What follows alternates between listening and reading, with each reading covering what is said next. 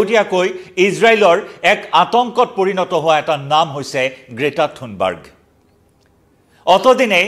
ইজৰাইলক বিভিন্ন অপশক্তিয়ে নাশ কৰাৰ চেষ্টা চলাই আহিছে। 2023 চনৰ হামাছ আৰু ইজৰাইলৰ মাজত আৰম্ভ হোৱা যুদ্ধখনৰ পিছত ইৰাণ সমৰ্থনপুষ্ট কেইবাটাও সশস্ত্ৰ সন্ত্ৰাসবাদী সংগঠনে বহুবাৰ ইজৰাইলক অস্থিৰ কৰাৰ বহু চেষ্টা চলাইছে, কিন্তু ইজৰাইলৰ কোনো বিশেষ ক্ষতি কৰিব পৰা নাই। যি সময়ত ইজৰাইলে হামাছক নিষেধ কৰাৰ বাবে গাজাত প্ৰাণঘাতী আক্ৰমণ চলাই আছে, গাজাত ধাৰাসাৰ আক্ৰমণ চলাই আছে, তীব্ৰগতিত সামৰিক অভিযান চলাই আছে, যি নেকি বধ্যভূমিত মানৱতাৰ বধ্যভূমিত পৰিণত হৈছে গাজা ষ্ট্ৰিপ। আৰু তেনে সময়তে গ্ৰেটা থুনবাৰ্গ নামৰ এগৰাকী তৰুণীয়ে আতংকৰ সৃষ্টি কৰিছিল ইজৰাইলৰ সন্মুখত। ইজৰাইলৰ প্ৰধানমন্ত্ৰী বেঞ্জামিন নেতানেহুৱে এক আতংক হিচাপে বিবেচিত কৰিছিল এইগৰাকী তৰুণী গ্ৰেটা থুনবাৰ্গক। কিন্তু গ্ৰেটা থুনবাৰ্গে গাজালৈ বিশেষ যাত্ৰা আৰম্ভ কৰি আগবাঢ়ি আহিছিল, কিন্তু গাজা প্ৰৱেশ কৰাৰ পূৰ্বেই বা গাজা পোৱাৰ পূৰ্বেই গ্ৰেটা থুনবাৰ্গক গ্ৰেপ্তাৰ কৰা হ'ল। ইজৰাইলৰ আতংকত পৰিণত হোৱা গ্ৰেটা থুনবাৰ্গক গ্ৰেপ্তাৰ কৰা হ'ল। নমস্কাৰ প্ৰিয় দৰ্শক, মই জয়ন্ত মাধৱ গোস্বামী আপোনাক স্বাগতম জনাইছোঁ নিউজ 18 অসম নৰ্থ ইষ্টৰ ডিজিটেল লাইভলৈ। হয়, 2023 চনৰ পৰা চলি অহা এখন যুদ্ধ, হামাছ আৰু ইজৰাইলৰ মাজৰ এখন যুদ্ধ। এই যুদ্ধখনৰ সময় যিমানেই বাগৰিছে তাৰ তীব্ৰতা সিমানেই বৃদ্ধি পোৱা পৰিলক্ষিত হৈছে, আৰু যাৰ পৰিণতিত গাজা ষ্ট্ৰিপত অবৰ্ণনীয় পৰিস্থিতিয়ে বিৰাজ কৰিছে। দুৰ্ভিক্ষৰ কৰাল গ্ৰাসত সোমাই পৰিছে গাজা ষ্ট্ৰিপ, মানৱতাৰ বধ্যভূমিত পৰিণত হৈছে গাজা ষ্ট্ৰিপ। ইজৰাইলৰ ধাৰাসাৰ আক্ৰমণত এফালে নিৰীহৰ প্ৰাণহানি আৰু আনফালে খাদ্য সংকটত গাজাৰ জনতাই দিক বিদিক হেৰুৱাইছে। খাদ্য সংকটত বিভিন্নজনে প্ৰাণ হেৰুৱাইছে। শিশুৰ পৰা মহিলালৈ ৰোগাগ্ৰস্ত বিভিন্নজনে খাদ্যৰ সংকটত ভুগি প্ৰাণ হেৰুৱাবলগীয়া হৈছে, কাৰণ সাহায্য সামগ্ৰী কঢ়িওৱা সকলো বাহন অৱৰোধ কৰি ৰাখিছে ইজৰাইলে। আন্তৰ্জাতিক মঞ্চ, আন্তৰ্জাতিক সম্প্ৰদায়সমূহৰ হেঁচাত অৱশেষত দুই এখন সাহায্য পৰিবাহী ট্ৰাক গাজাত প্ৰৱেশ কৰিবলৈ শেহতীয়াকৈ অনুমতি দিছে যদিও সেয়া পৰ্যাপ্ত নহয় গাজাৰ ভোকাৰ্তো জনতাৰ বাবে। গাজাৰ ভোকাৰ্তো জনতাই এতিয়া হাহাকাৰ কৰিবলগীয়া হৈছে এটোপাল পানীৰ বাবে, খাদ্যৰ বাবে। আনকি ডাষ্টবিন বিচাৰি খাদ্যৰ সন্ধানত নামিবলগীয়া হৈছে গাজাৰ সেইসকল দুৰ্গত লোক, যি ছবিয়ে সমগ্ৰ বিশ্বৰ চকু সেমেকাই তুলিছে। আৰু তেনেকুৱা এটা সময়ত এক বিশেষ উদ্দেশ্য হাতত লৈ গ্ৰেটা থুনবাৰ্গ নামৰ এগৰাকী তৰুণী, এগৰাকী জলবায়ু কৰ্মী, এগৰাকী পৰিৱেশ কৰ্মী, এই জলবায়ু কৰ্মীগৰাকী এটা বিশেষ উদ্দেশ্য লৈ যোৱা 1 জুনত ইটালীৰ চিচিলি বন্দৰৰ পৰা আৰম্ভ কৰিছিল এক বিশেষ যাত্ৰা। এখন জাহাজত সমুদ্ৰ পথেৰে এই যাত্ৰা আৰম্ভ কৰিছিল। প্ৰায় 2000 কিলোমিটাৰ সমুদ্ৰ পথ সামৰি লোৱা এই যাত্ৰাৰ উদ্দেশ্য আছিল গাজাত দুৰ্গতসকলৰ মাজত সাহায্য সামগ্ৰী বিতৰণ কৰা। আন 11 গৰাকী পৰিৱেশ কৰ্মীৰ সৈতে বা মানৱ অধিকাৰ কৰ্মীৰ সৈতে লগ হৈ থুনবাৰ্গে সেই যাত্ৰা আৰম্ভ কৰিছিল 1 জুনত ইটালীৰ চিচিলি বন্দৰৰ পৰা। আৰু গাজাত প্ৰৱেশ কৰাৰ প্ৰায় সময় চমু চাপি আহিছিল, কিন্তু তেনে সময়তে আন্তৰ্জাতিক জলসীমাৰ পৰা গাজাত থুনবাৰ্গসহ বাকী 11 গৰাকী, সৰ্বমুঠ 12 গৰাকী পৰিৱেশ কৰ্মী আৰু মানৱ অধিকাৰ কৰ্মীক ইজৰাইলে গ্ৰেপ্তাৰ কৰাৰ অভিযোগ উত্থাপন হৈছে। একেদৰে সেই সাহায্য সামগ্ৰী কঢ়িয়াই অনা জাহাজখনো জব্দ কৰিছে ইজৰাইলে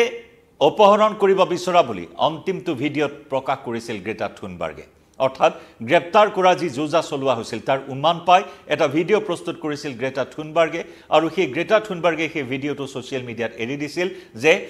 ভিডিঅ'টোত কোৱা হৈছিল যে ইজৰাইলে আমাক অপহৰণৰ চেষ্টা চলাইছে। ছুইডেনৰ এইগৰাকী পৰিৱেশ কৰ্মীয়ে এই ভিডিঅ'টোৰ জৰিয়তে তেওঁ ছুইডেন চৰকাৰক অনুৰোধ জনাইছে যে এই ক্ষেত্ৰত ছুইডেন চৰকাৰে যাতে কিবা এটা ব্যৱস্থা গ্ৰহণ কৰে। ইউৰোপীয় কেইবাখনো দেশৰ সৰ্বমুঠ 12 গৰাকী প্ৰতিনিধিয়ে এটা NGOৰ হৈ এই অভিযান আৰম্ভ কৰিছিল, এই যাত্ৰা আৰম্ভ কৰিছিল গাজা অভিমুখে। গাজাৰ দুৰ্গতসকলৰ মাজত বিভিন্ন খাদ্য সামগ্ৰী, সাহায্য সামগ্ৰী, ঔষধ পাতি লৈ তেওঁলোকে 1 জুনত আৰম্ভ কৰিছিল ইটালীৰ পৰা সেই যাত্ৰা। কিন্তু ইজৰাইলে আন্তৰ্জাতিক জলসীমাত গাজাত প্ৰৱেশ কৰাৰ পূৰ্বেই জাহাজসহ জব্দ কৰি ৰাখিছে 28 গৰাকী। ইজৰাইলৰ আতংকৰ কাৰণ কিয় গাজা থুনবাৰ্গ ইতিমধ্যে আমি সেই বিষয়ে আপোনাক জনাইছিলোঁ যে যি সময়ত মধ্যপ্ৰাচ্যৰ এক মহাশক্তিত পৰিগণিত হৈছে ইজৰাইল কাৰণ হামাছকে ধৰি ইৰাণ সমৰ্থিত সন্ত্ৰাসবাদী গোটসমূহে ইজৰাইলৰ ওপৰত বহু আক্ৰমণৰ চেষ্টা চলায়ো বৰ বিশেষ ক্ষতি কৰিব পৰা নাই ইজৰাইলৰ ইজৰাইলে সমুচিত প্ৰত্যুত্তৰ দি গৈছে ইজৰাইলক জোকাই লোৱা প্ৰতিটো শক্তিকে সমুচিত প্ৰত্যুত্তৰ দিছে সেয়া লাগিলে হামাছেই হওক সেয়া লাগিলে হিজবুল্লাই হওক সেয়া লাগিলে হুথিয়ে হওক আৰু সেয়া লাগিলে ইৰাণেই হওক সকলোকে সমুচিত প্ৰত্যুত্তৰ দি মধ্যপ্ৰাচ্যৰ এক মহাশক্তিত পৰিগণিত হৈছে ইজৰাইল কিন্তু তাৰ পিছতো এগৰাকী তৰুণীয়ে নিদ্ৰাহৰণ কৰিছিল ইজৰাইলৰ প্ৰধানমন্ত্ৰী বেঞ্জামিন নেতানেহুৰ এই তৰুণীগৰাকীৰ বাবে চৰম আতংকত সময় পাৰ কৰিবলগীয়া হৈছিল 1 জুনৰ পৰা কাৰণ ইমান দিনে ইজৰাইলে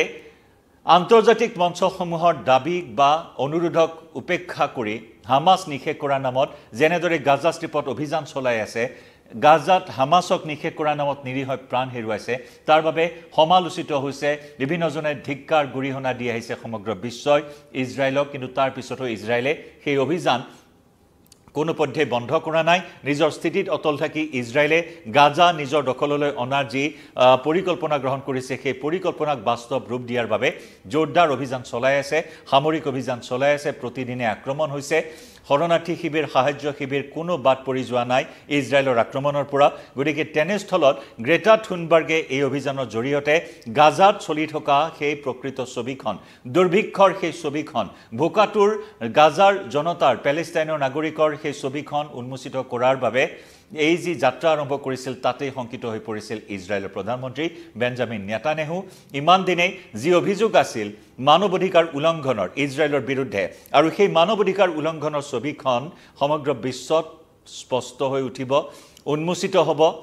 ইজৰাইলে গাজাত পেলেষ্টাইনৰ সাধাৰণ নাগৰিকসকলৰ মানৱ অধিকাৰ উলংঘন কৰাৰ সেই ছবিখন উন্মোচিত হ'ব আৰু সেই আশংকা ব্যক্ত কৰিছিল ইজৰাইলে আৰু ইজৰাইলৰ প্ৰধানমন্ত্ৰী বেঞ্জামিন নেতানেহুৰ বাবে এক আতংকত পৰিণত হৈছিল গ্ৰেটা থুনবাৰ্গ আৰু সেই মৰ্মে অৱশেষত সাহায্য সামগ্ৰীসহ সেই জাহাজসহ 12 গৰাকীকৈ এনজিঅ'ৰ কৰ্মীক পৰিৱেশ কৰ্মী মানৱ অধিকাৰ কৰ্মীক আবদ্ধ কৰি ৰাখিছে ইজৰাইলে এই গুৰুতৰ অভিযোগ এই মুহূৰ্তত ইজৰাইলৰ বিৰুদ্ধে উত্থাপন হৈছে আৰু যাৰ বাবে ছুইডেনৰ